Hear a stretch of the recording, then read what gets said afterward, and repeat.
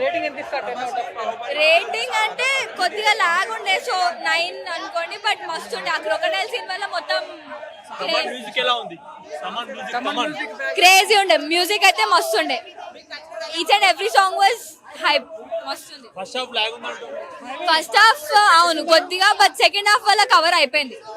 బాగుండే. యా అనుకోవచ్చు. Vintage Prabhas is back, so obviously hit. Thaman first time నాకు చాలా నచ్చింది ఆయన సాంగ్స్. ఫస్ట్ హాఫ్ కొంచెం లాగ్ ఉంది. Interval scene super. ఇంకా క్లైమాక్స్ అంటే మైండ్ బ్లాక్ అన్న. హీరోయిన్స్ ఓకే బాగానే చేశారు.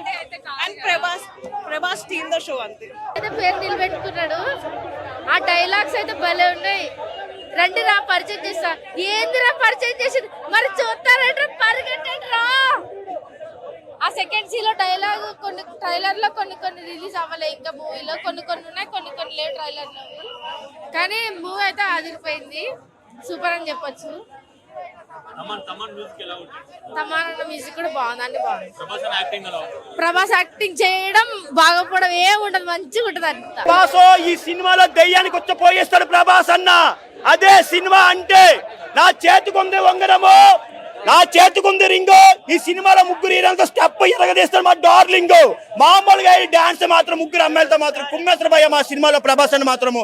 కానీ మారుతి గారు మీరు ఎక్కడో మా ప్రభాస్ అని తక్కువ చేసి చూపించారు భయ్య. నిజంగా చెప్తున్నాను, ఇది మాత్రం సినిమా ఎలా కాదు ఇంకో విధంగా తీసి చూపించారు నువ్వు.